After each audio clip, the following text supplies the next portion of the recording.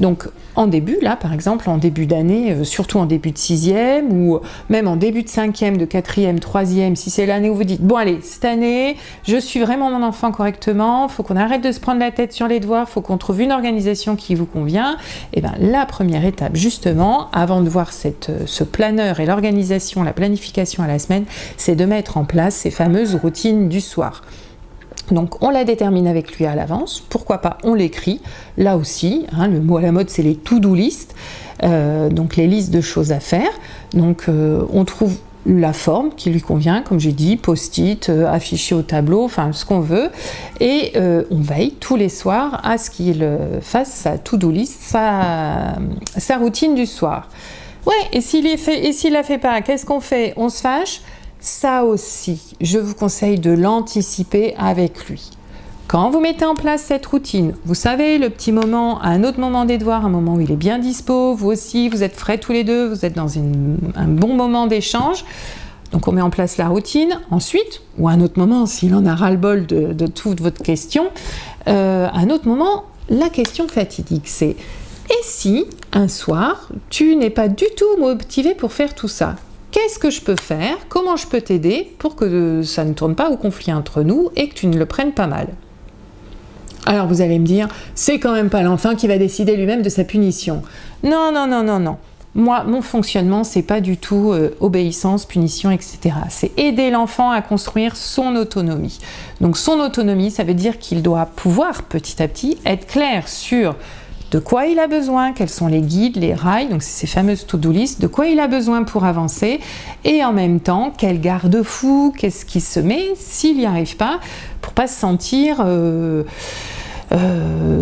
considéré comme un bébé, ou pour pas vous sentir, j'aime bien ce mot-là, j'utilise souvent, mais intrusif dans sa vie. Enfin voilà, le collège, c'est le moment où il a envie d'être grand et à la fois, il est encore très petit, il a encore besoin de nous. Donc on négocie, on se met au clair, on l'écrit aussi, voilà.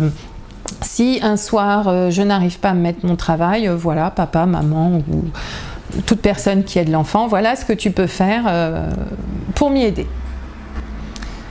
Vous me direz si ça marche, voilà.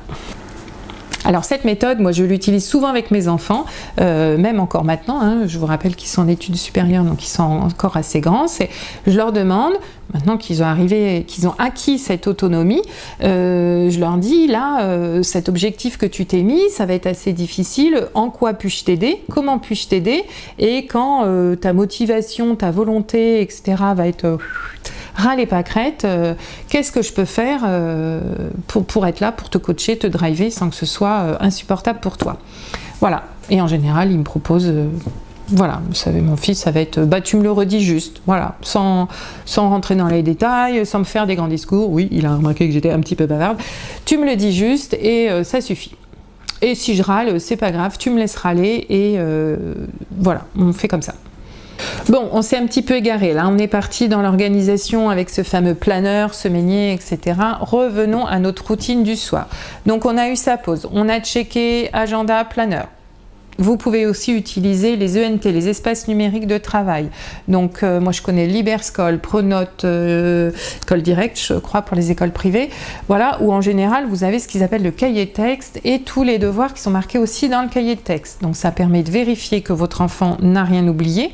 Alors c'est pareil, on le fait sous forme de, j'aime bien cette formule, la confiance n'évite pas le contrôle.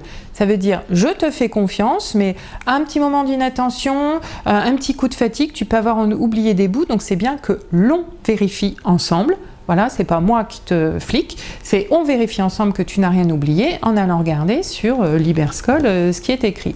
Donc ça permet de vérifier que rien n'est oublié, qu'il n'y a pas une erreur de prise de page dans l'exercice de maths à faire ou des choses comme ça.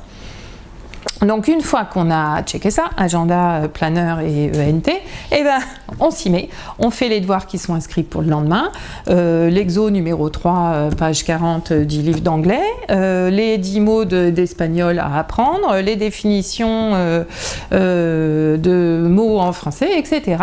Et on fait aussi ce qu'on a mis sur notre planeur, donc les 20 pages du livre à lire ou voilà, les mots de vocabulaire à apprendre ou le petit résumé d'histoire géo à apprendre pour dans une semaine. Et une fois qu'on a fini ça, c'est fini. Eh ben non, ce n'est encore pas fini. Une fois qu'on a fini ça, on vérifie chacun de ces cahiers pour le lendemain. Qu'est-ce que je veux dire par là?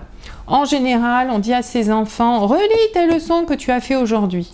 Je vous assure, je ne sais pas si vous auriez envie, quand on rentre, qu'on s'est tapé 8-9 heures de cours, de reprendre ce qu'on a fait en disant, c'est bon, on l'a fait aujourd'hui, je m'en souviens. Pour moi, le mieux, c'est de prendre les cours des matières que l'on va avoir le lendemain. Donc, par exemple, histoire géo pour le lendemain, donc je prends mon cahier d'histoire géo, je regarde. Alors qu'est-ce que je regarde? Si toutes les feuilles sont bien collées, si j'ai pas oublié de souligner certaines choses, s'il n'y a pas des endroits où j'ai mis du Tipex par exemple et j'ai oublié de remettre le bon mot. Si c'est possible aussi, je demande qu'on m'aide à corriger les fautes. Alors, si vous pouvez passer ce temps avec votre enfant et que vous avez les compétences en français, en orthographe qui vous le permettent, soulignez, corrigez au crayon de papier.